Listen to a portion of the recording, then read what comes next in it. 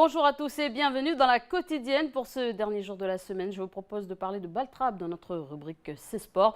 Donc rendez-vous avec Jamie Waymo. Ensuite, pour notre rubrique On s'occupe de vous, je vous propose d'aller direction Bourail. Là-bas, on va parler d'une nouvelle maison de retraite qui va ouvrir prochainement. Donc ça sera avec Anna Chiron. Et enfin, avec Chloé Yentao, nous irons à la rencontre d'un conteur, Nordis Hassani, donc un Marocain. C'est un conteur et nous en parlerons dans notre rubrique Demander le programme, mais je vous propose de retrouver d'abord notre invité du jour.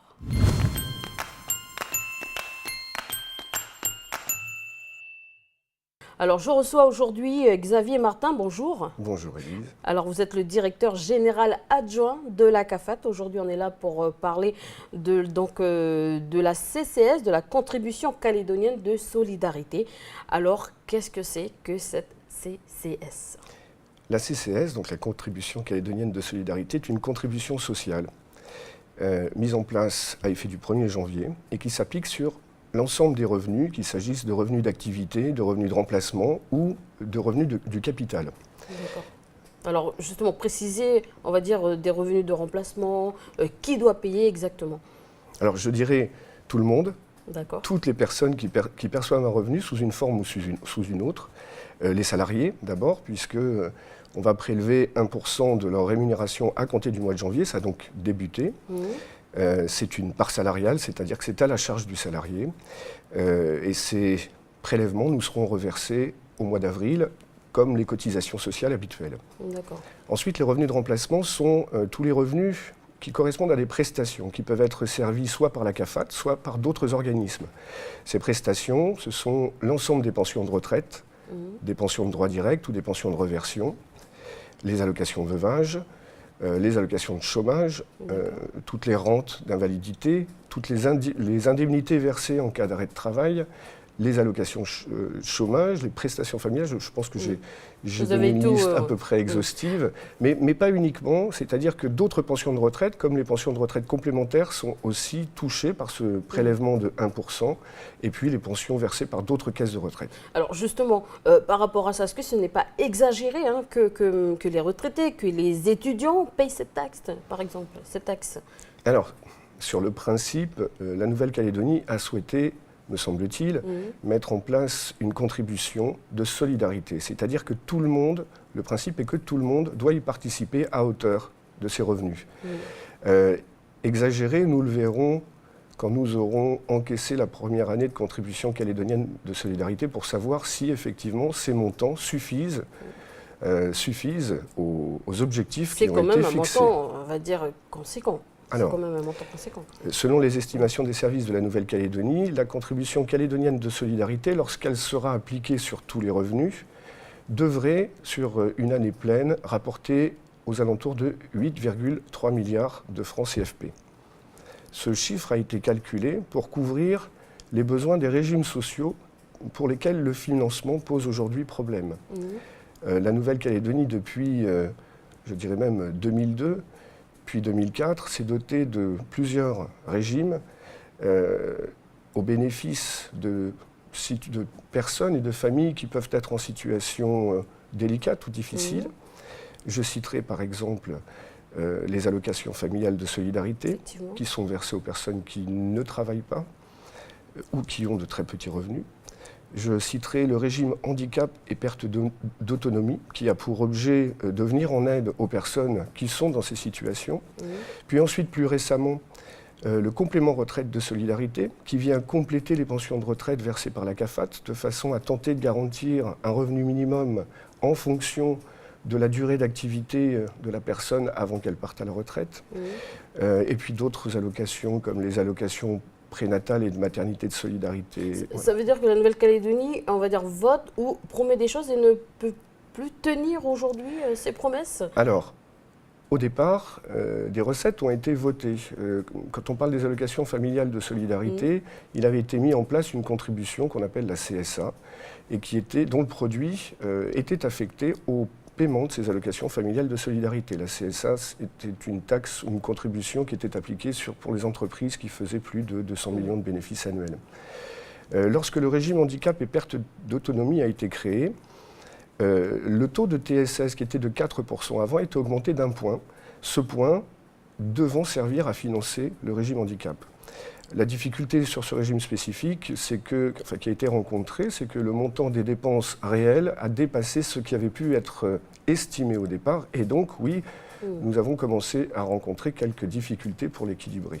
Alors, pourquoi ne pas taxer le nickel, par exemple?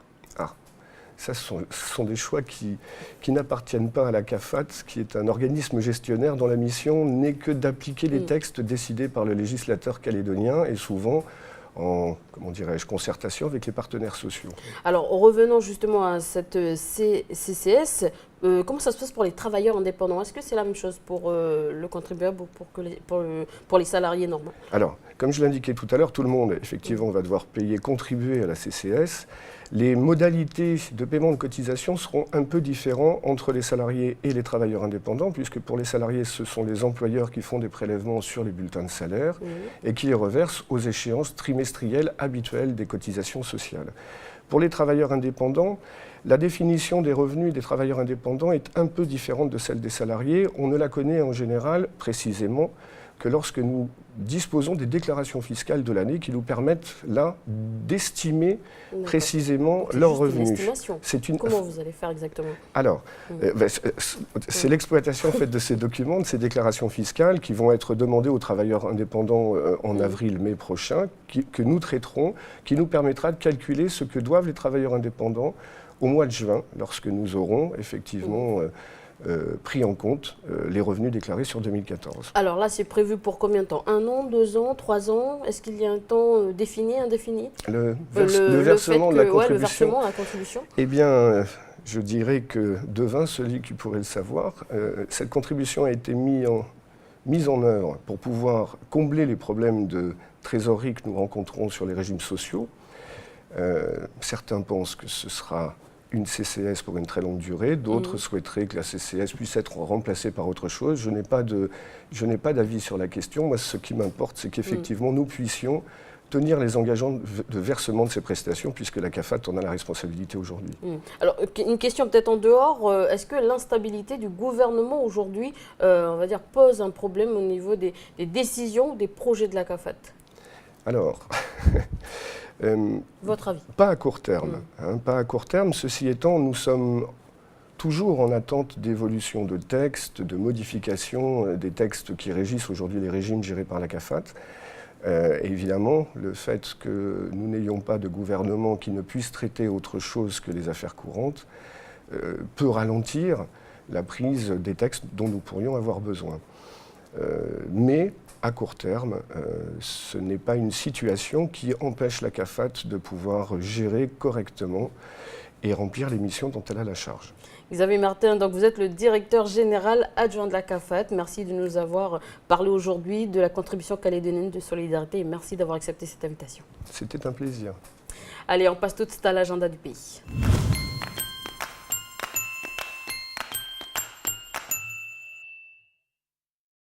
Bonjour Anna, alors aujourd'hui, dernier jour de la semaine, qu'est-ce que tu nous proposes dans l'agenda du pays? Bonjour Élise et bonjour à tous. Alors moi je vous propose de monter dans le nord si tu veux bien. Moi j'adore le nord, je vais toujours monter dans le nord. On y va, alors on va à Yengen avec une info qui concerne le bibliobus. Alors si vous êtes à Yengen, que vous êtes fan de lecture, alors retenez bien la date, c'est le mardi 3 mars et donc il s'arrêtera en face du marché.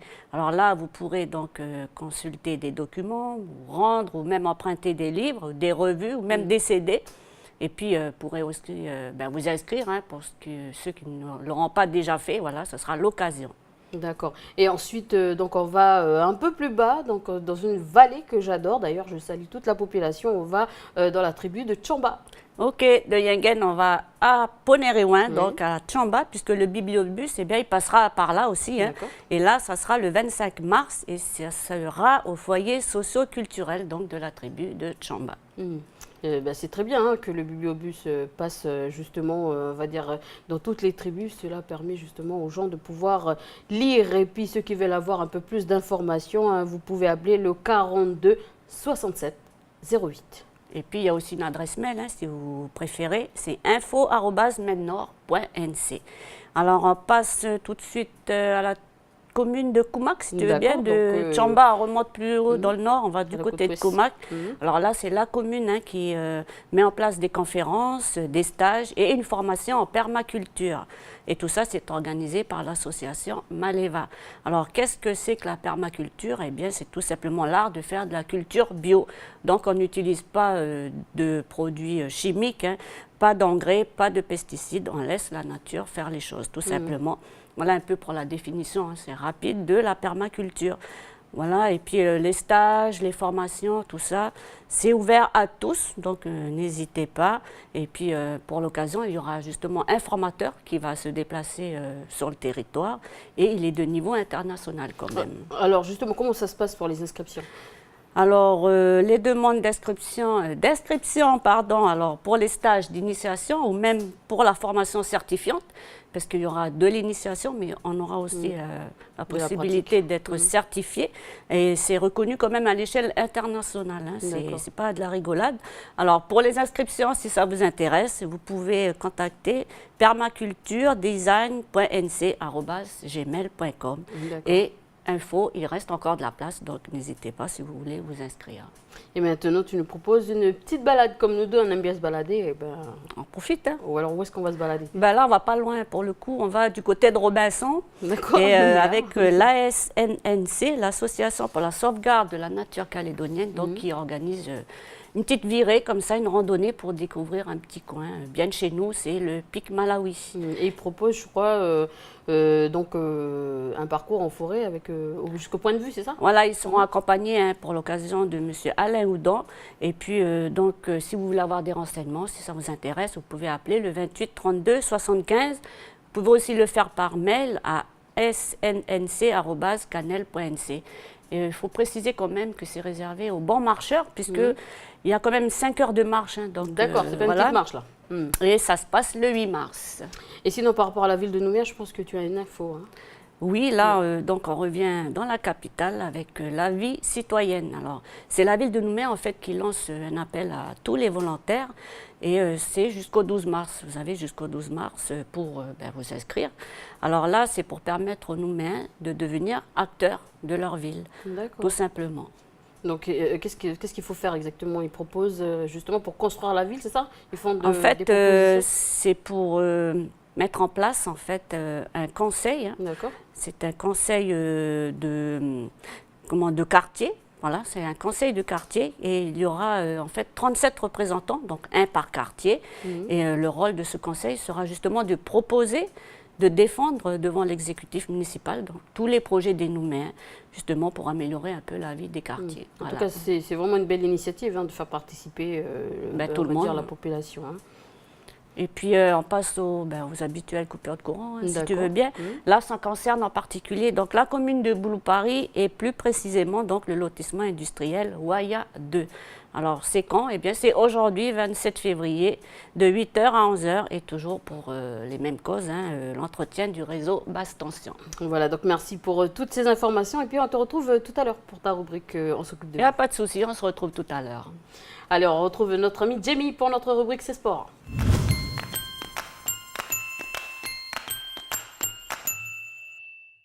Bonjour Jimmy, alors aujourd'hui on vise en plein dans le mille du Baltrap. C'est ça, bonjour Élise. Et puis bonjour à tous, le Baltrap calédonien qui est actuellement en pleine préparation pour les Jeux du Pacifique PNJ 2015, dit préparation, dit commencement également de la présélection et du repérage des joueurs qui composeront donc du coup la sélection. C'est une sélection composée de 9 tireurs qui se déplacera sur PNJ. Si dans d'autres disciplines, l'œil du coach joue un rôle important dans l'élaboration du groupe, eh bien sachez qu'en Baltrap, ce sont les performances en compétition qui déterminent le nom des sélectionnés. Par conséquent, chaque manche est qualificative pour les Jeux du Pacifique. Alors pour, on va dire, toutes les prochaines compétitions seront déterminantes pour ceux qui postulent, on va dire, pour une place en rocher gris. En effet, 4 tournois d'ailleurs sur les 7 qui seront organisés seront retenus. Donc 4 tournois seront retenus pour établir la liste définitive des partants pour PNJ 2015. Durant la coupe d'ouverture en DTL, DTL qui signifie Down the Line, c'est une épreuve de Baltrap la plus populaire qui consiste à casser en un coup où la cible qui est le plateau. 9 présélectionnés étaient présents durant ce tournoi. Ce tournoi était une manche qualificative pour les Jeux organisés au siège du Kaala Gun Club. Le tournoi a vu la victoire de Pierre Lafitte. C'est une grande surprise puisqu'il a devancé d'un unique point. Il a devancé le grand favori d'un unique point, ce tournoi. Voilà. Alors Marion Roumagne, c'est on va dire le champion en titre de ball trap calédonien. En effet, après une domination sans partage sur plusieurs années du ball trap calédonien par T1 Wayaway, monsieur Théo T1 Wayaway, Marion Roumagne, c'est le nouveau champion de la discipline, licencié au club de tir calédonien. Marion Roumagne, son parcours, on l'écoute tout de suite. J'ai commencé le ball trap en 2008. J'ai fait comme tout le monde. Je débarquais, je suis venu là avec un copain. Il m'a amené sur le site et on a commencé à tirer. J'étais comme tout le monde, j'avais rien de particulier de plus que les autres. Et tout doucement, je me suis piqué au jeu. J'ai commencé à faire les compétitions. Toutes les compétitions qui se présentaient, je les tirais tous. J'avais une belle marge de progression. Et depuis 2 ans, je suis devenu le meilleur tireur de Nouvelle-Calédonie, parce que j'ai gagné l'année dernière, j'ai tout gagné. J'étais meilleur tireur en parcours de chasse, meilleur tireur en DTL. J'ai été champion de Nouvelle-Zélande de l'île du Nord l'année dernière, champion et vice-champion de l'île du Nord sur 2 disciplines différentes. Ensuite, j'ai entamé le championnat du monde avec sans prétention, parce que quand on arrive sur un championnat du monde, c'est 800 personnes. Et au final, j'étais très satisfait parce que j'ai fini 36e mondial, donc c'était une super satisfaction pour moi. Ça nous a permis de nous situer au niveau mondial parce qu'on ne savait pas trop se situer au niveau mondial. Là, on s'est aperçu quand même que le ball trap calédonien avait un bon niveau avec cette 36e place. Un sacré palmarès, donc les nombreuses compétitions, les nombreuses participations en compétitions internationales ont fait de lui l'une des personnes référentes du ball trap. Et puis à chaque séance d'entraînement dans une vallée située à proximité de la zone industrielle de Païta, Marion Roumagne retrouve ses coéquipiers pour partager et puis surtout pour leur donner des conseils. Dans une discipline où l'âge ne pose aucun problème pour débuter, la progression peut être extrêmement rapide. Et la pression aussi, il faut savoir que voilà, une pression qui monte vite pour casser un plateau en un coup, gérer son angle, avoir une rotation de bassin optimale et un confort de tir ou encore éviter le problème du crossover. Avec tout ça, rien qu'avec ça, la pression monte et puis elle peut monter très vite pour un tireur. Et puis il faut savoir surtout gérer son stress. Et surtout obtenir des bons conseils d'un expert. Surtout quand vous débutez, avoir les conseils de Marion Roumagne, c'est vraiment le départ idéal pour ne pas être dégoûté et être un jour un excellent tireur. S'entraîner avec un champion, c'est le luxe dont bénéficient les licenciés du club de Païta.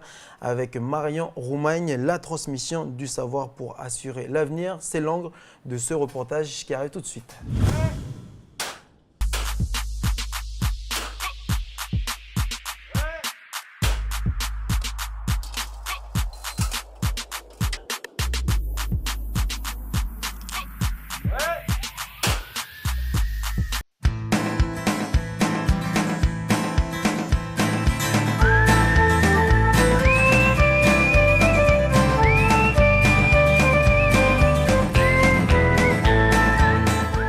Bonjour, moi je m'appelle Marion Roumagne, j'ai 52 ans et j'ai commencé le ball trap en 2008.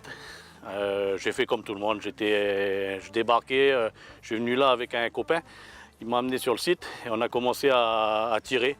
J'étais comme tout le monde, j'avais rien de particulier de plus que les autres. Et tout doucement, je me suis piqué au jeu. J'ai commencé à faire les compétitions. Toutes les compétitions qui se présentaient, je les tirais tous.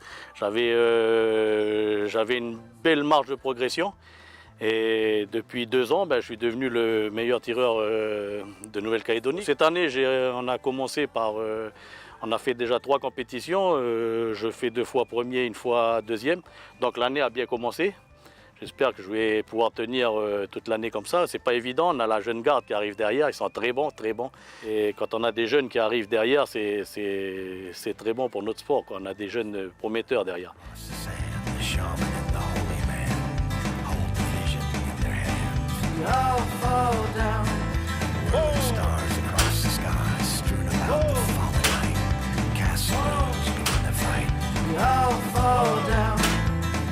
Alors, on a Jean-Yves. Jean-Yves, je dirais pas que c'est un jeune, c'est déjà il a déjà un peu de bouteille. C'est un tireur qui a commencé il y a 2 ans. Et il est arrivé là, l'avant-dernière compétition, il est arrivé sur le devant de la scène avec une 2e place, une excellente 2e place. J'ai fait 1er, lui il fait 2e à 1 point derrière moi. Vous savez, c'est pas un plateau, c'est 1 point. Parce qu'un plateau, en compétition, c'est 3 points sur la DTL. Donc il arrive 2e à un plateau, c'est pas un hasard. C'est parce qu'il s'est entraîné, il a écouté les conseils et puis derrière il s'entraîne comme il faut, quoi. Avec lui, il y a Gianni, il commence tout juste. Mais par contre, il est doué, il est hyper doué. Il a un coup de fusil que j'ai rarement vu un nouveau commencer avec un coup de fusil aussi bon. Là, vous allez le voir à l'œuvre, là, il a un coup de fusil. Vous avez l'impression que ça fait longtemps qu'il tire, alors que ça fait tout juste 2-3 mois qu'il est avec nous. Stooky Sound. Hoochie.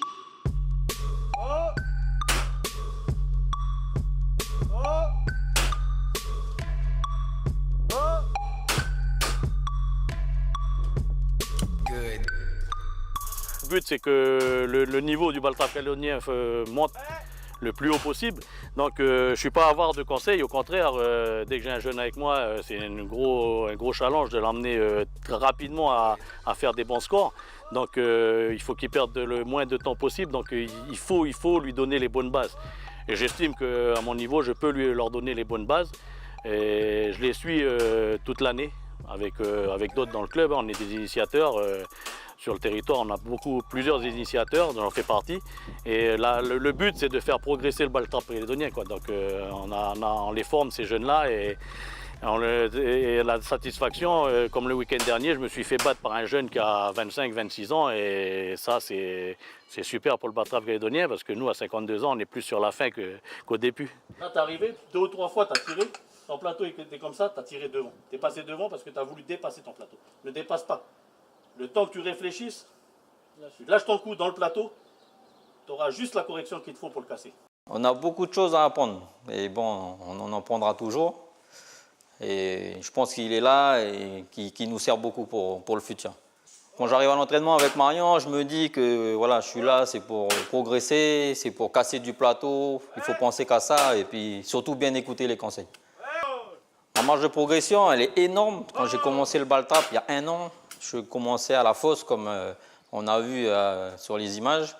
Je cassais 3-4 plateaux sur une série de 25 plateaux. Maintenant, j'arrive sur une série de 25, j'arrive à 24, 23, ce qui est vraiment énorme. Donc pour moi, c'est que du positif. Alors, écarte un peu tes bras, ça va stabiliser. Oh! Regarde. Oh! Oh! Bien. Oh! Lève pas ta joue. Bien. C'est bon, perfect. Lève pas ta joue. Hein. J'ai une responsabilité de président de ligue, je suis vice-président du club. Si on veut que le ball trap perdure, il faut absolument que les jeunes soient derrière. L'avenir, c'est eux.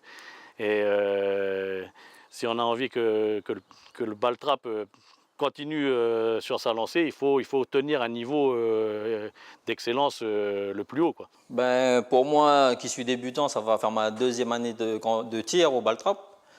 Et avec une personne comme Marion qui nous encadre, qui nous entraîne, qui donne de très bons conseils, c'est quand même une personne qui a participé au championnat du monde l'année dernière, donc c'est pas n'importe qui. Donc si on écoute, on est obligé de progresser.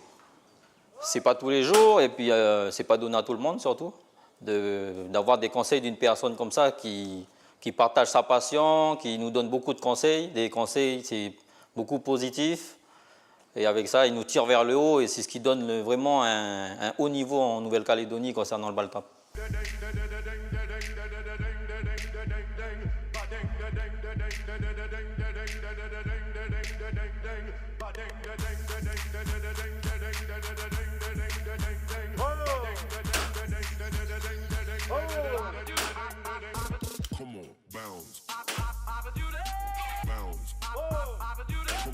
Moi, un conseil si j'ai un conseil à leur donner au nouveau tireur, c'est de tirer tout ce qu'ils peuvent en compétition.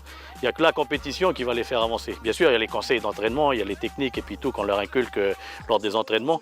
Mais pour moi, il n'y a rien qui remplace la compétition. Moi, j'ai fait des compétitions depuis que j'ai commencé. J'ai concouru la première année sur le territoire. Ensuite, je suis sorti. J'ai fait beaucoup de compétitions à l'extérieur. Et il n'y a que ça qui vous fait avancer.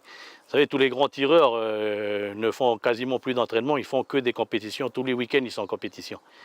Donc, voilà. Il n'y a pas de secret. Après, il faut tirer. Toujours monter vers le haut. J'espère ne pas descendre en dessous des 10. Ça va être très dur. Parce qu'il y a quand même les 7 présélectionnés pour les Jeux.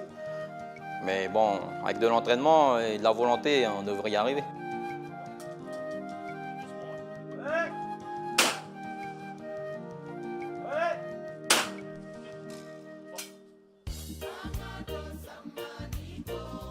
Et je voulais savoir, donc ces plateaux, ils finissent dans la nature? Ils finissent dans la nature et puis bon, une fois qu'ils sont éclatés par le coup de fusil, ils disparaissent tout simplement comme ça dans la nature. Après, savoir est-ce que ça pollue, est-ce que ces plateaux, le fait qu'ils restent comme ça dans la nature, est-ce qu'ils ont des effets néfastes sur la nature, voilà, sur l'environnement. Je vous propose tout de suite d'écouter la réponse de Marion Roumagne. Ok, ça c'est le plateau traditionnel du Baltrap, plateau d'argile. Il fait 110 de diamètre. Il est complètement biodégradable, c'est de l'argile cuite. Même les peintures sont biodégradables. Donc au bout de 15 jours, quand on l'a cassé, il a complètement disparu. Là, sur le site, là, si vous regardez, on n'a pas du tout de plateau orange, c'est parce qu'ils ont tous disparu. Donc ces cibles-là, elles sont très très fragiles. Enfin fragiles, il faut quand même être bien dedans au coup de fusil. Mais si on est dedans au coup de fusil, vous voyez, tac, ça casse en morceaux. Ça casse en morceaux. Et pour qu'un plateau soit canté, il faut un minimum qu'un morceau se détache de la cible. Même s'il est très petit comme ça compte un point. Peu importe, on peut le casser complètement. C'est ce que dans le terme courant, on met le plateau en poussière, mais on peut avoir aussi un très petit morceau qui casse, ça fait quand même un point. Donc en compétition, il vaut mieux être bien dedans. Comme ça, il n'y a pas de confusion pour l'arbitrage. Parce que les petits morceaux ne sont pas évidents à voir. Assurer la relève, le Baltrap est véritablement un bel exemple de formation, notamment le Kaala Gun Club, implanté à Pabo sur Kalagomen depuis mars 2013.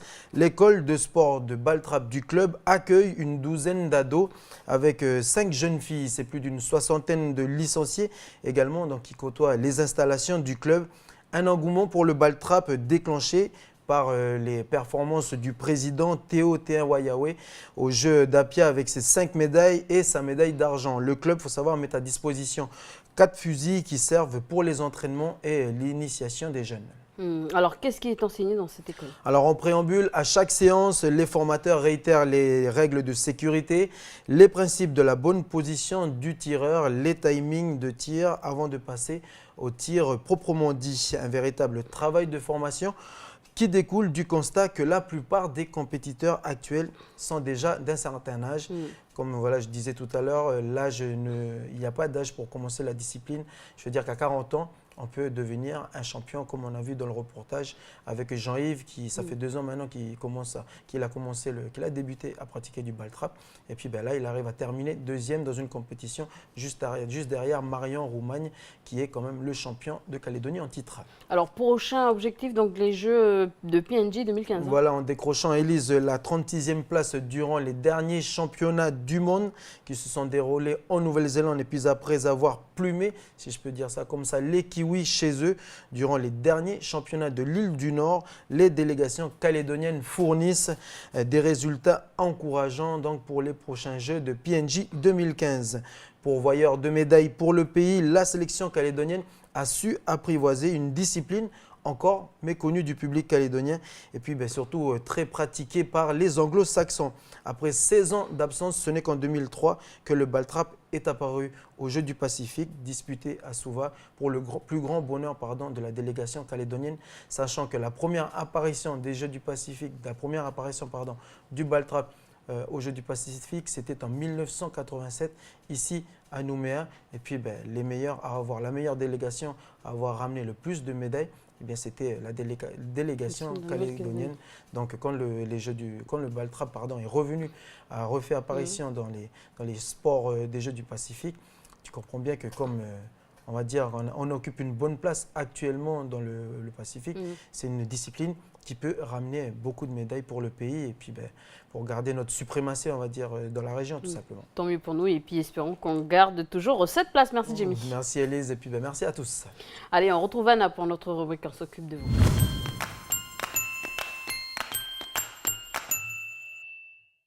Alors Anna, on te retrouve et aujourd'hui tu nous emmènes du côté de Bourail où nous allons visiter une maison de retraite qui ouvrira prochainement ses portes. Donc nous avons parlé plusieurs fois dans ta rubrique de nos seigneurs, de nos pépés, de nos mémés.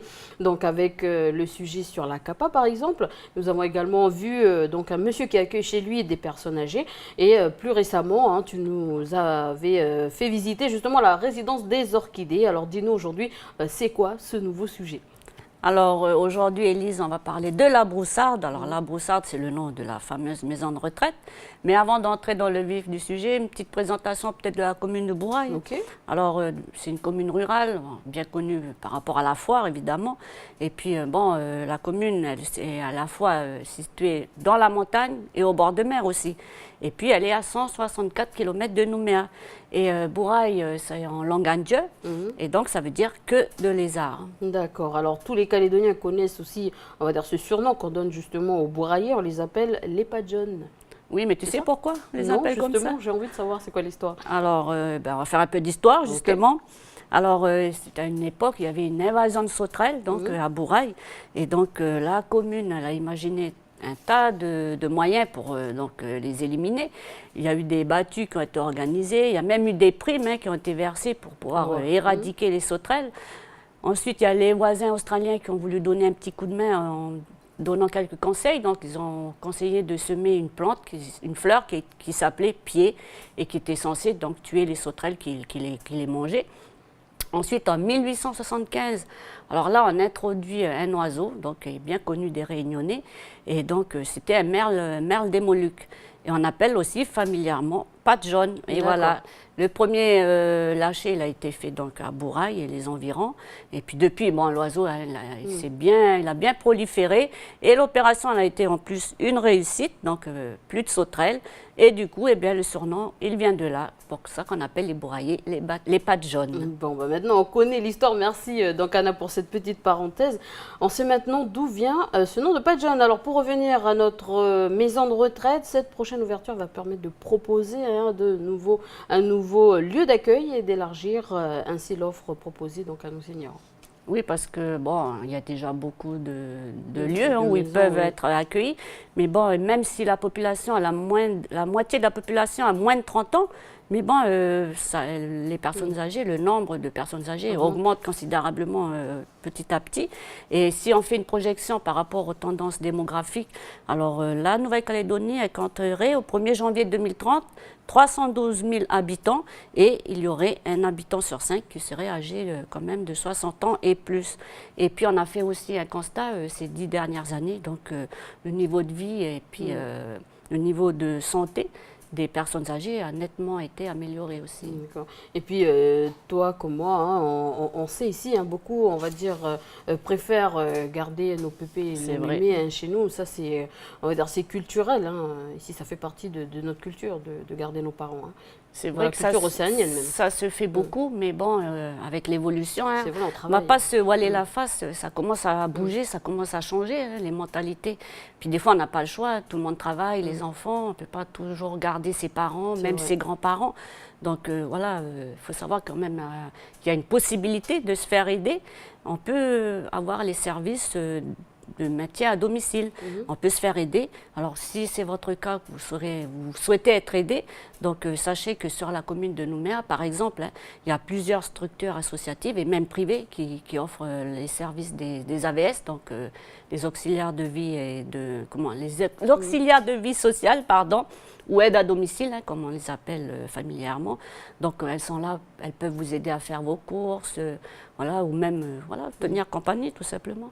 Mais moi je te propose, si tu veux bien, d'arrêter de parler et d'aller à Bourail pour voir un peu qu'est-ce qui se passe du côté de la Broussarde.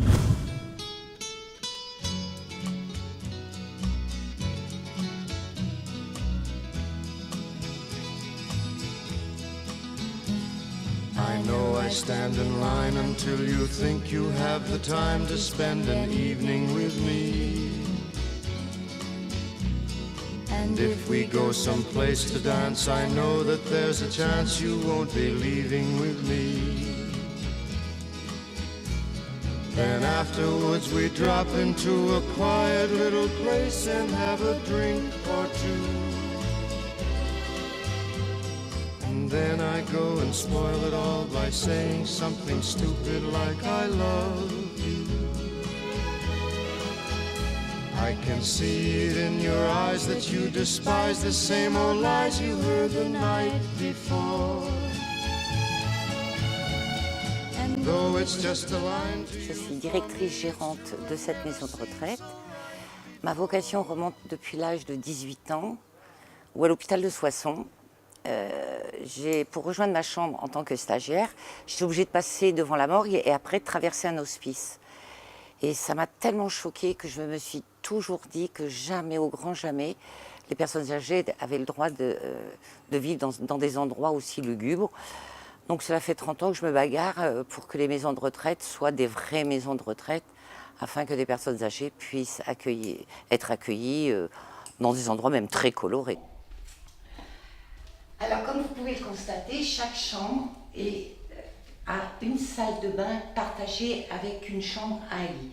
Ici, vous avez une chambre à 2 lits, une salle de bain, une chambre à un lit. Donc décorée, très bucolique, on va dire. Même les coussins, c'est vraiment le Far West. Nous sommes à Bourail. Donc c'est cow-boy et indien et chevaux. Et ce qui est très important, tous les lits ont un appel infirmier. Donc elles appellent, ça sonne dans la salle de veille, l'alarme se met en route.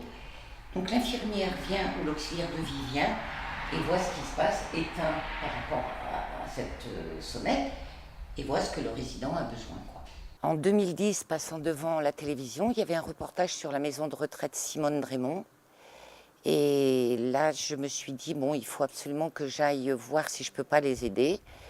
Et c'est là que j'ai commencé à prospecter, à faire mon projet. Ce projet a mis 5 ans avant d'aboutir. Donc nous sommes au mois de bientôt mars 2015 et c'est pratiquement terminé. Au niveau des futurs résidents, il n'y a pas vraiment de profil.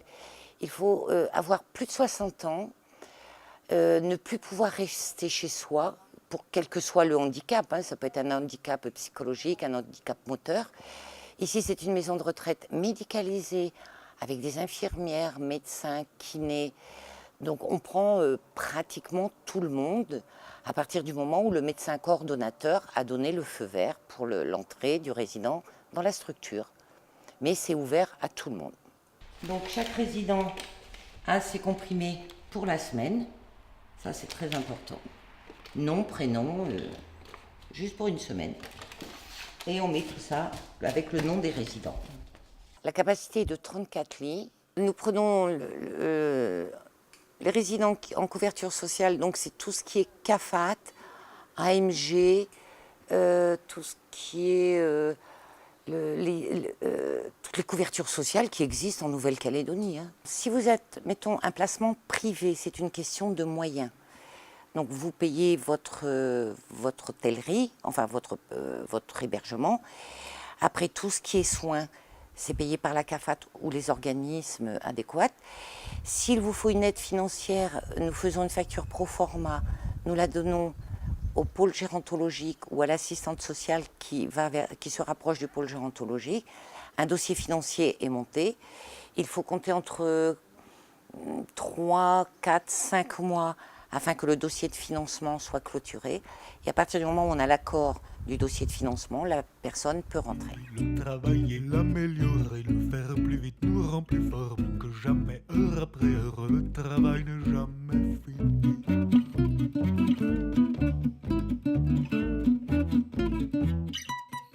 Jamais fini. Non, Voilà, c'est vrai que le décor va bien avec le thème. Hein. C'est vrai, il y a des animaux, voilà, en fait, le thème, c'est la brousse, hein, puisque ça se trouve en brousse. Et puis, il reste encore quelques petits travaux de finition, donc encore les plantes à mettre en terre, etc. Mais bon, on aura sûrement l'occasion de retourner là-bas, rendre une petite visite aux résidents quand ils seront sur place. Voilà, ils seront bien encadrés et chouchoutés hein, aussi par l'équipe du centre. Hein. C'est vrai qu'ils seront bien encadrés, puisqu'en plus de la directrice, il y aura aussi des AVS, donc des auxiliaires de vie sociale, dont on parlait tout à l'heure, des aides-soignantes, des infirmières, il y aura un médecin coordinateur, et puis il y aura même une animatrice hein, qui viendra proposer des activités, des animations donc aux résidents toute la semaine, du lundi au vendredi. Voilà, en tout cas, ils ne vont pas s'ennuyer, hein, nos papis et nos mamans. Ça, c'est sûr. Là, ils auront le choix hein, des activités. Et puis, en plus, dans la maison, il y a aussi un petit lieu de détente. Donc, un petit coin de télé pour regarder la télévision. Il y a un petit coin bibliothèque pour ceux qui préfèrent la lecture. Là, il y en a pour tous les goûts, en fait. Alors, est-ce que c'est réservé qu'aux personnes de Bourail? Non, ce n'est pas réservé qu'aux personnes de Bourail. Hein, c'est ouvert à tout le monde. Hein. D'accord. Que vous soyez en province sud, province nord. Vous pouvez intégrer la broussarde sans problème. Alors écoutez bien, on rappelle justement que l'ouverture se fera fin mars au début avril. On va dire tout dépend des capacités de la météo. Et puis en ce qui concerne la prise en charge, comment ça se passe Anna? Alors que vous soyez CAFAT ou AMG, donc aide médicale, c'est pris en charge. Par contre, pour toutes les démarches, les dossiers à monter et tout, moi je vous conseille de vous renseigner auprès de l'assistante sociale donc, de votre secteur qui pourra vous orienter et puis vous aider peut-être à faire le dossier. Et puis si vous êtes à Nouméa, il y a le Centre communal d'action sociale, donc le CCAS de la ville de Nouméa, qui est là aussi pour vous renseigner et que vous pouvez contacter au 27 07 86. Voilà, merci Yana de nous avoir fait découvrir la broussarde et puis on passe tout de suite à notre rubrique Demandez le programme.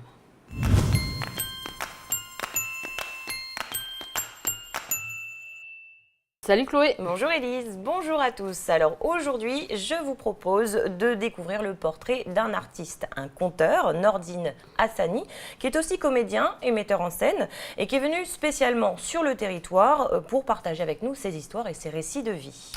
Alors, c'est quoi ce spectacle, Chloé? Alors, il faut savoir que Nordine Hassani est né au Maroc, hein, il est donc conteur, comme je le disais. Et donc, ce spectacle invite le public, des enfants pour la plupart, à prendre la route de Nouvelle-Calédonie donc jusqu'au Maroc et à voyager à travers donc, les personnages de ces histoires, qui sont donc des contes traditionnels, mais aussi des récits de vie authentiques ou bien inventés.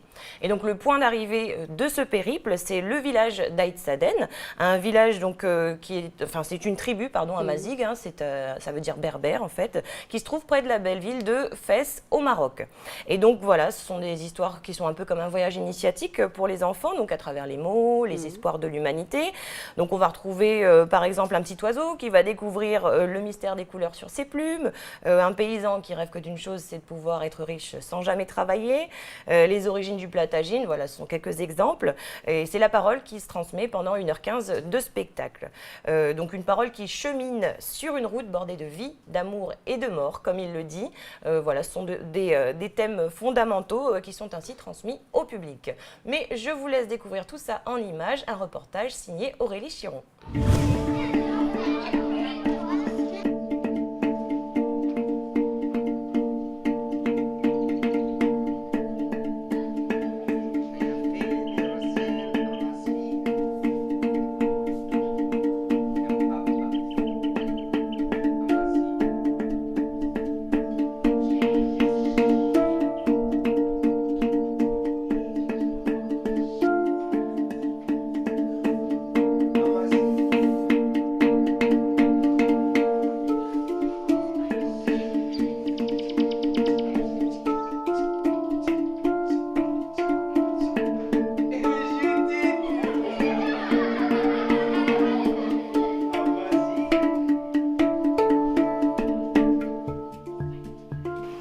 Sachant que Papa Lièvre était l'animal le plus intelligent qui existe, il lui a dit quand tu vas arriver devant là, tu vas dire bonjour arbre. Là, on va te répondre bonjour bien. Et là, il y a une chose très importante qu'il faut que tu dises. Il faut que tu dises la phrase un arbre qui parle, moi j'ai jamais vu ça. Si tu dis pas cette phrase, j'ai appris ici que venant de du Maroc et vivant en métropole, j'ai appris que ici la parole c'était un chemin. Donc j'essaie de suivre mon chemin berbère sur le chemin de la parole d'ici. Au Maroc, on a aussi une sorte de chemin dans la parole. Mais c'est quelque chose d'authentique, un peu comme ici. On essaie de garder une parole claire et juste. Et à travers les contes, eh bien, on perpétue cette parole.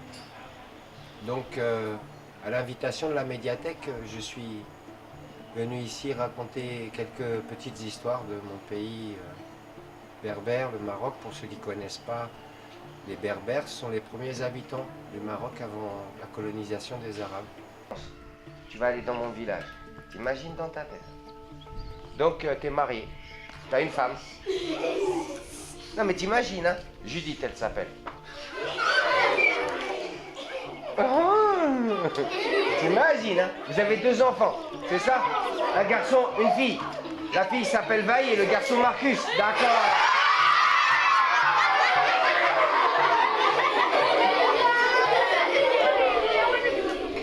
Moi je viens du monde du théâtre en métropole et je faisais beaucoup de spectacles seuls sur scène avec des auteurs contemporains, des écritures particulières. Et un jour un ami conteur qui s'appelle Hassan Kouyaté, qui est un conteur du Burkina Faso, m'a vu en scène et m'a dit j'aimerais bien qu'on travaille ensemble sur le conte. Et je lui dis ah le conte, mais moi ça me ramène à la source de mon enfance avec ma grand-mère au Maroc et qui racontait et que les veillées qui se passaient chez nous dans les fermes. Il me dit ben allons-y, j'aimerais bien que tu comptes avec moi. Puis il m'a invité à raconter au Burkina Faso dans un de son festival. Et j'y ai pris goût et j'ai commencé à me faire un répertoire d'histoires. Et puis j'y ai pris tellement goût que je me suis dit tiens c'est intéressant de naviguer entre le théâtre et le conte et d'associer voilà d'élargir l'art de la parole en tant que comédien pour voir ce que c'est que la différence entre un conteur et un comédien. Le conte te permet d'avoir un passeport international. Et puis à un moment donné, les dauphins ils voient la grande terre. Alors ils retournent dans la grande mer parce qu'ils ont peur de la grande terre. Ça vient de toi. Au port, ils te font comme ça de la main. Tu remontes dans ta voiture avec tes enfants et ta femme. Et là, il y a l'avant du bateau qui s'ouvre. C'est un vecteur d'universalité, le conte, pour moi. Je dis souvent, c'est un territoire où les frontières sont des mirages. Il y a des histoires que je vais chercher dans la vraie culture berbère, dans l'authenticité de cette culture, je vais m'informer de ça. Et puis il y a des histoires qui sont contemporaines pour moi. C'est des histoires que je rattache à ma propre vie, à ce que je vis, que ce soit en métropole, que ce soit au Maroc, que ce soit dans n'importe quel autre pays. J'essaie d'être un buvard et de m'imprégner des choses et voir ce que ça me fait en tant que simplement être humain. D'être enraciné dans une terre, mais d'une terre qui nous rassemble tous, quoi. Où les valeurs, justement, à travers les contes, sont des valeurs de partage, de générosité, d'étonnement, de questionnement philosophique, de questionnement initiatique. Et qui on est, quel est l'héritage qu'on a, par exemple, qu'est-ce que nous laissent les anciens, qu'est-ce qu'on en fait. J'aime bien cette phrase d'Ampateba qui dit pour savoir où tu vas, il faut savoir d'où tu viens. Alors j'adore cette phrase. Moi j'aime bien aussi, pour savoir d'où tu viens, il faut savoir où tu vas. Les deux sont possibles. Je trouve que la place du conteur, la place de l'artiste, elle est là. Dans la recherche de quelque chose qui n'est pas fixé, qui ne peut pas être fixé. Parce que la parole est en mouvement tout le temps. Et les gens qui décident de la fixer, souvent, ça amène des guerres. Ça amène des conflits. Parce qu'il y en a un qui pense avoir raison, et l'autre qui est en face lui dit « moi aussi j'ai raison ». Et là, ça part en vrille. Et moi, ce qui m'intéresse, c'est que la parole, elle circule, sans que personne puisse la détenir vraiment. Et donc, c'est pour ça que mes contes, j'aime qu'ils puissent toucher autant quelqu'un qui vit au fin fond de la Bretagne que quelqu'un qui vit ici à Yengen ou à Poindimier, ou que quelqu'un qui soit dans la cité à Vaux-en-Velin, en métropole ou ailleurs. Et parfois, quand ça marche, on se rend bien compte que le conte a vraiment cette universalité. Et mon boulot, c'est d'aller chercher justement à ne pas fixer le conte dans des histoires, entre guillemets, folkloriques. Et que ça reste quelque chose d'authentique. Mais pas seulement pour mes frères et mes sœurs du Maroc, pour mes compagnons qui sont, et mes amis qui sont ici et ceux que je ne connais pas, que je vais découvrir. Donc mon répertoire est fait de plein de choses différentes. Les oiseaux ont décidé de faire une grande fête. Ils sont allés dans un champ. Et puis ils ont commencé à danser.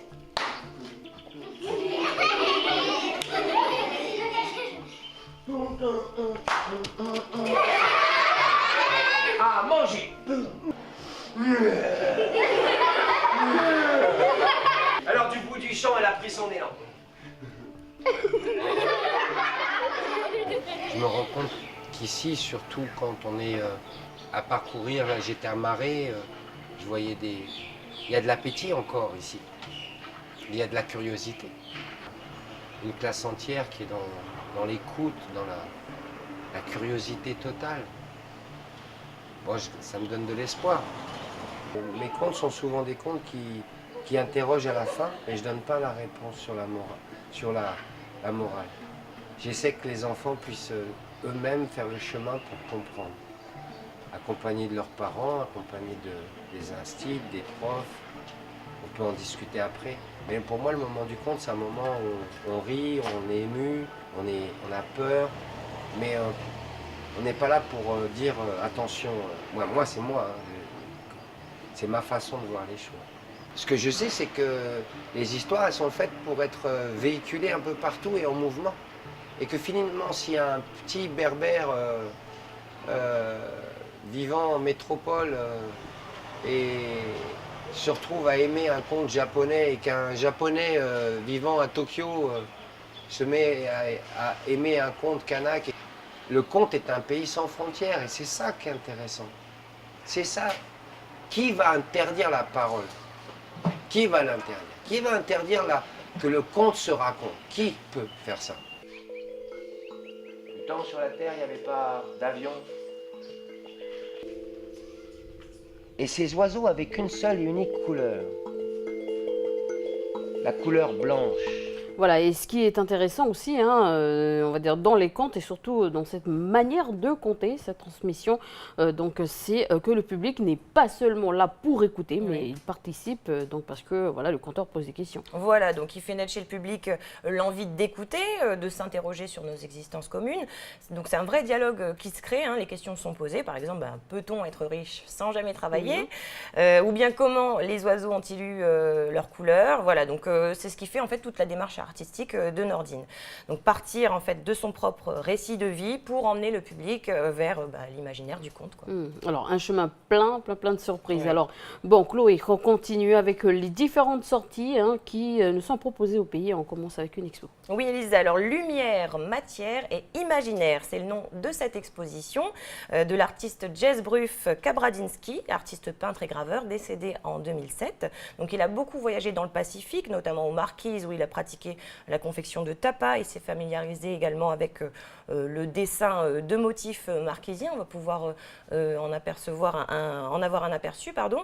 Et puis il a également voyagé en Polynésie. Il a pratiqué entre autres la sculpture là-bas, mais il est allé aussi en Asie où il a découvert et collectionné donc les pierres fines et puis il a confectionné des colliers. Et donc c'est en 90 qu'il est arrivé en Nouvelle-Calédonie. Et là il était particulièrement captivé par le graphisme des bambous gravés kanak qui lui ont d'ailleurs inspiré une technique d'estampe qu'il va élaborer progressivement en alliant originalité et nouveauté de matière.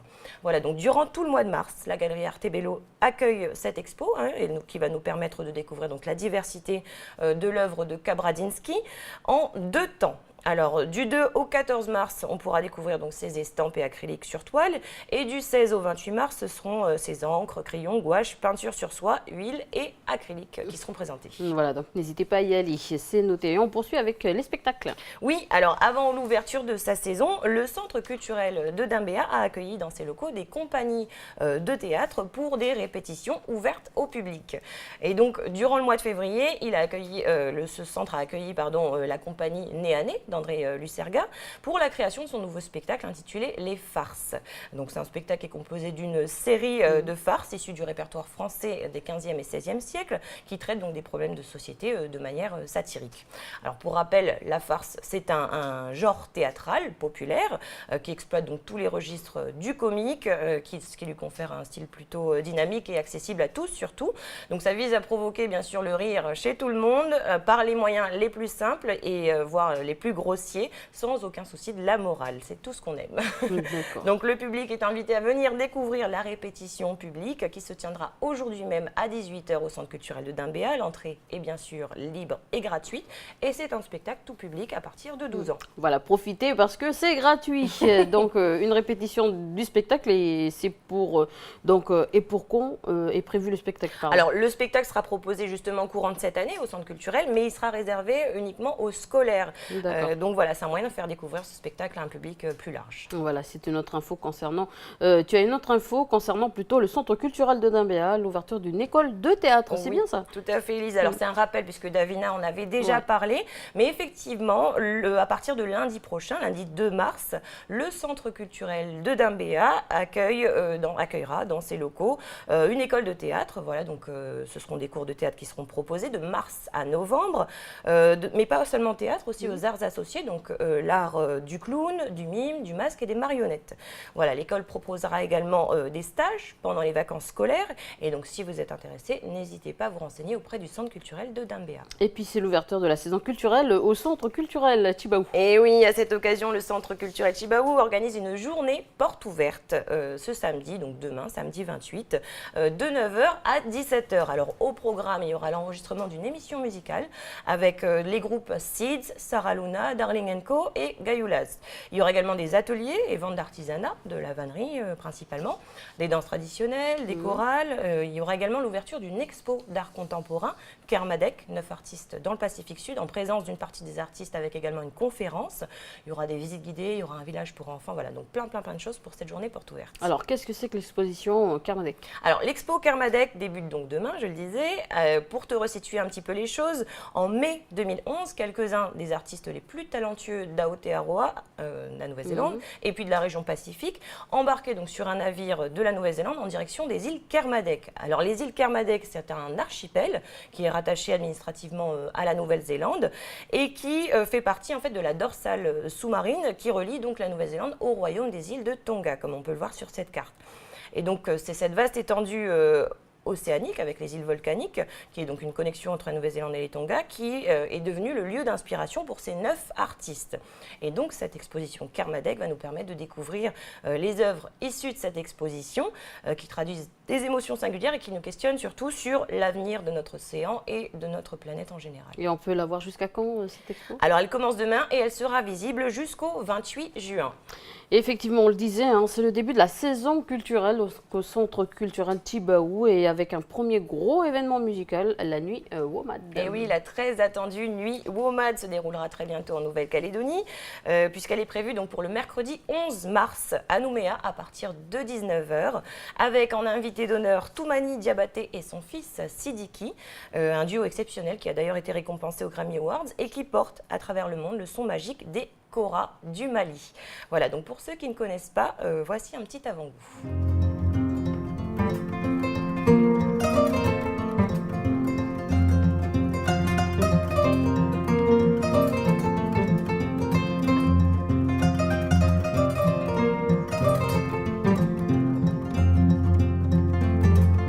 My son Sidiki is a 72nd generation Creole in the family. De père en fils, depuis 700 ans. I'm not pushing my son. I think it's time for him. C'est super spécial parce que mon père est mon idole.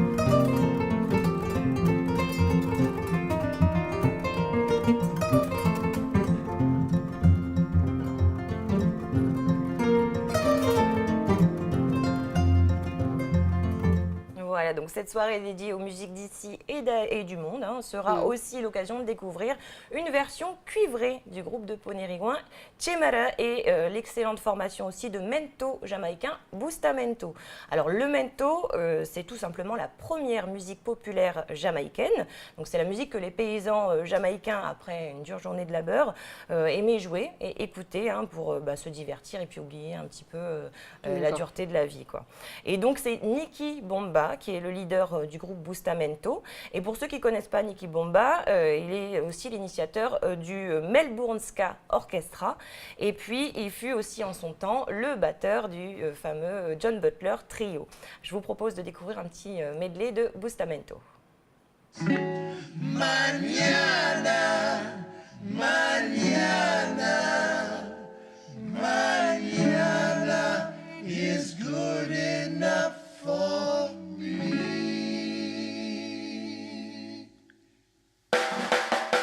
The faucet it is dripping and the fence is falling down. My pocket needs some money so I can't go into town. My brother he ain't working and my sister doesn't care. My car it needs a motor so I can't go anywhere.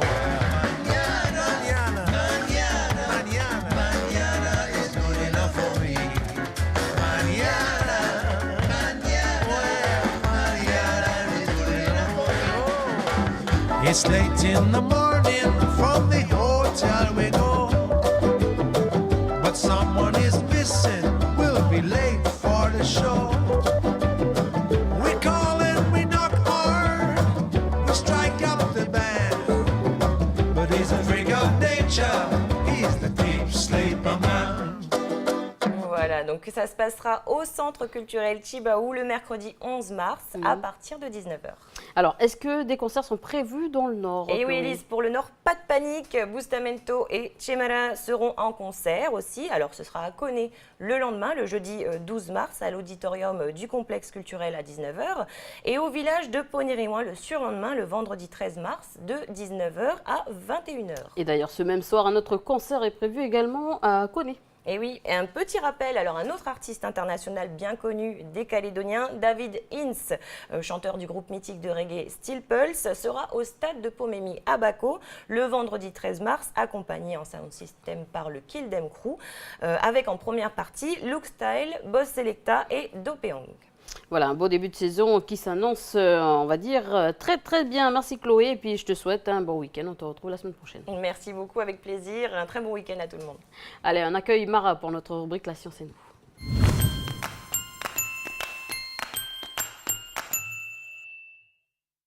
Salut Mara. Salut Elise, salut à tous. Notre monde et nos sociétés évoluent décidément très vite. Les enfants d'aujourd'hui sont confrontés à un environnement technologique ultra perfectionné, contrairement à notre génération, Elise. Ils sont confrontés dès le plus jeune âge au monde merveilleux de l'informatique, des tablettes et des smartphones. C'est vrai que maintenant, avant même de savoir lire, les enfants justement savent déjà utiliser une tablette ou un ordinateur. Je le vois bien avec mon fils. Et oui, qu'on le veuille ou pas, ils sont exposés chaque jour à ces outils de par nous, ce qu'on a déjà, et puis ce qu'on leur offre. Il y a beaucoup de parents qui offrent à leurs très jeunes enfants des tablettes. Donc certes, c'est un très beau cadeau, mais ce n'est pas ça qui va aider les enfants à comprendre le fonctionnement de l'informatique. Ils ne vont pas forcément chercher à comprendre en fait comment ça fonctionne. Ils vont plutôt les percevoir comme des sortes d'objets magiques sans se poser trop de questions. Oui, c'est sûr, du coup, ils risquent de ne pas comprendre non plus le monde qui les entoure.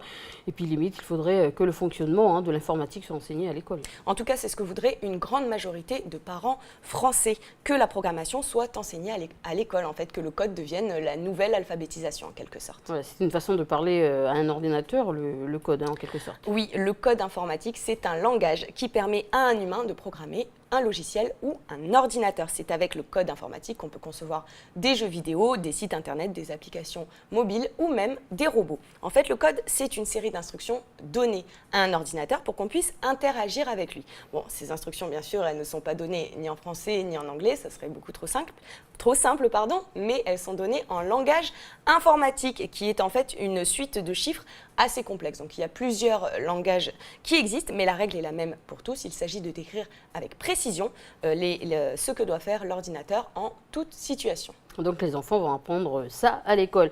Donc question, ça va leur servir à quoi? Je veux dire, tous les enfants ne veulent peut-être pas devenir des informaticiens plus tard.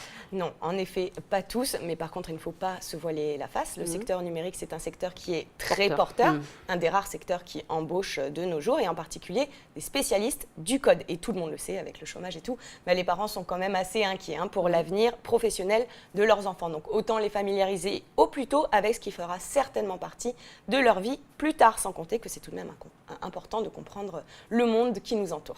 Et la technologie fait partie justement à part entière du monde professionnel. Bien sûr, dans une grande majorité de secteurs professionnels, la technologie est utilisée au quotidien. Connaître les grands principes de fonctionnement des langages informatiques, ça peut s'avérer utile. Et pour tous les métiers en contact permanent avec l'informatique, et ça fait beaucoup de métiers, ça va vite devenir indispensable d'avoir un vrai bon sens informatique. Mais de nos jours, ce n'est pas encore le cas, et puis ils sont quand même rares, les gens qui maîtrisent, on va dire, le code informatique, comme moi d'ailleurs.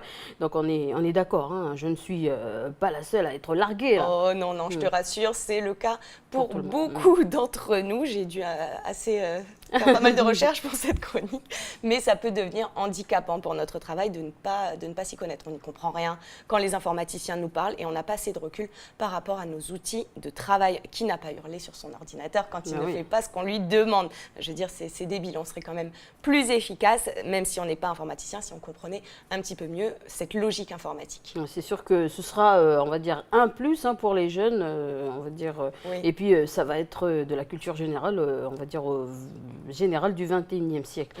Alors nous, on sera les vieux qui ne comprennent rien, bien sûr. Et oui, bien sûr, c'est comme une voiture, il ne suffit pas de savoir s'en servir, c'est quand même mieux de comprendre comment elle fonctionne. Donc le numérique, c'est pareil, si on ne veut pas être largué, il vaut mieux se former. Après tout, on peut presque rapprocher ça au cours de sciences de la vie et de la Terre. On nous explique comment fonctionne le corps humain, comment fonctionne la Terre, des choses dont on se sert tous les jours. Et aujourd'hui, le numérique, on s'en sert tous les jours. Alors, une fois qu'on a les connaissances, chacun, on va dire, peut se comporter en connaissance de cause. C'est sûr que c'est quand même mieux de parler sans savoir. Que de parler sans savoir, bien sûr. Et puis en plus, c'est frustrant de ne rien comprendre. Regarde, on est un peu dépassé, nous, tout ce qui est réseaux sociaux, cloud et compagnie. On n'y comprend pas grand-chose et après, on s'étonne de ne pas avoir de vie privée. On n'a absolument aucune représentation mentale finalement de tout ce dont il retourne. C'est un grand flou artistique un peu. Je suis complètement d'accord avec toi, Marin, mais pour tout ce qui concerne justement la programmation, les codes, on dirait quand même que c'est réservé à certaines personnes, que c'est pas, on va dire, accessible au commun des mortels, quoi. Oui, je suis d'accord avec toi. C'est vrai que, comme tu le dis, pour le commun des mortels, les langages informatiques, ça reste encore quelque chose de très obscur, très vague. En même temps, j'ai envie de dire, quand on voit à quoi ça ressemble, il y a moyen de prendre peur, quoi. Regarde. C'est pire, c'est pire que le chinois, c'est un autre monde carrément. Oui, alors en fait, ça, ce sont les séries d'instructions, donc des algorithmes, qui sont ensuite traduites par un compilateur, ensuite en langage machine. Donc cette série de chiffres dont je vous parlais tout à l'heure. Donc c'est pour ça que ce serait peut-être utile de familiariser les enfants au plus tôt avec la logique de ces formes de langage. C'est déjà le cas en tout cas dans plusieurs pays, comme au Royaume-Uni, en Estonie ou à Taïwan. Aux États-Unis, le MIT, donc le Massachusetts Institute of Technology, a développé Scratch. Donc c'est un système de programmation qui permet de créer des animations ou des jeux de façon très intuitive. On va voir un peu à quoi ça ressemble. 5 ans et ils apprennent à programmer. C'est parti. Ces enfants ont entre 5 et 7 ans et sont devant une application pour tablette un peu particulière. L'application s'appelle Scratch Junior, elle est gratuite et elle accompagne les premiers pas des enfants dans le monde de la programmation informatique. L'idée est d'aller au-delà de la simple utilisation d'un ordinateur et d'apprendre à créer, à s'exprimer en programmant des histoires et des jeux. Dans Scratch Junior, les enfants contrôlent les personnages de leurs histoires à l'aide d'icônes graphiques qu'on place comme des pièces de Lego et chaque icône définit ce que fait le personnage.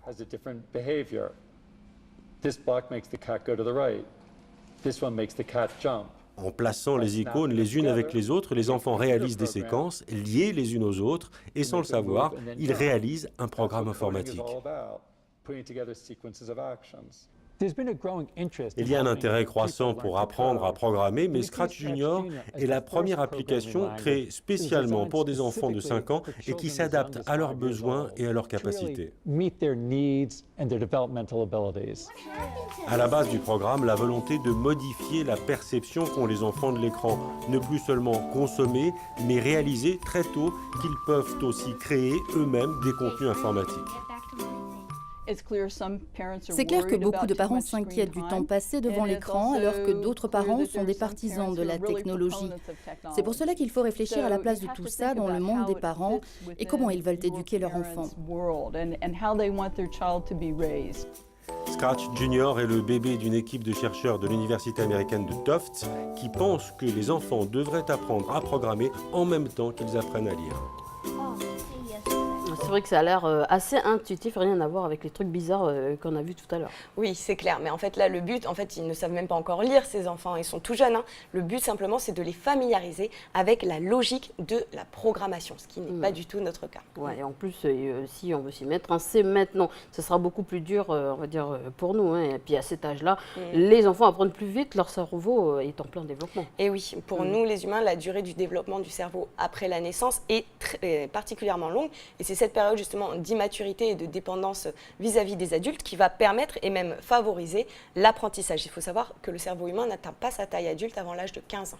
Oui, d'ailleurs, c'est pour ça que les enfants, on va dire, ou les jeunes dont le cerveau n'est pas arrivé à, on va dire, à maturité. Donc c'est très grave de consommer des produits psychotropes tels que l'alcool, le cannabis ou encore le tabac. Et oui, parce qu'à ce moment-là, le fonctionnement, le développement du cerveau sera perturbé et de façon irrémédiable. Plusieurs facteurs en fait jouent sur le développement du cerveau chez l'enfant. Cela fait partie d'ailleurs de nombreux sujets d'études. Actuellement, la recherche se penche sur l'impact d'une naissance prématurée sur les fonctions cérébrales. On va regarder la recherche au cœur du cerveau des enfants. Jouer pour faire avancer la science, voilà ce qui a été récemment demandé à des dizaines d'enfants de 6 à 7 ans visitant le Musée des sciences de Londres. Une demande liée à un vaste projet de recherche sur le cerveau. Il s'agit de mesurer l'impact d'une naissance prématurée sur les fonctions cérébrales, le tout grâce à un jeu vidéo qui requiert des aptitudes très précises. Il y a l'attention d'exécution, soit la capacité à retenir l'information et à inhiber les réponses automatiques. C'est l'idée.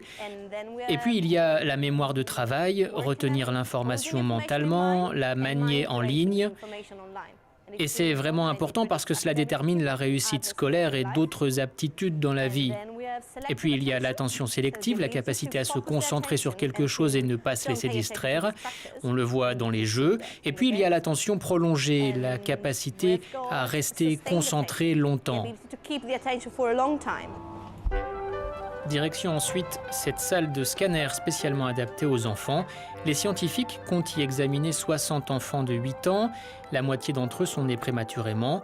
Les risques de troubles de neurodéveloppement sont plus importants chez les prématurés. Il s'agit donc de comprendre pourquoi. Il y a une quantité énorme de changements qui se produisent au moment où naissent les bébés prématurés.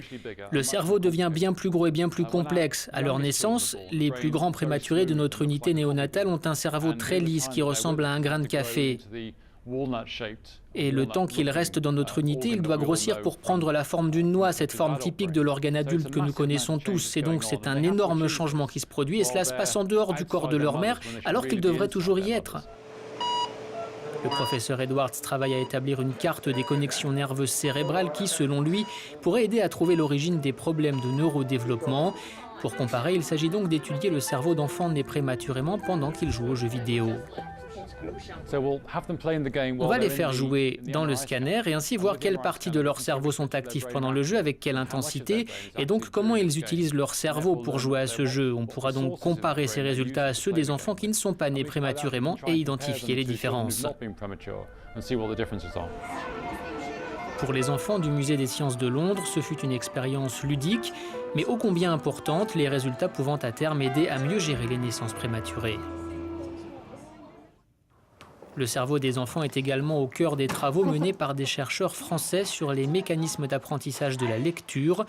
Pendant 2 ans, 10 enfants se sont pliés tous les 2 mois à des exercices de lecture dans ce scanner du laboratoire de l'INSERM au sud-ouest de Paris.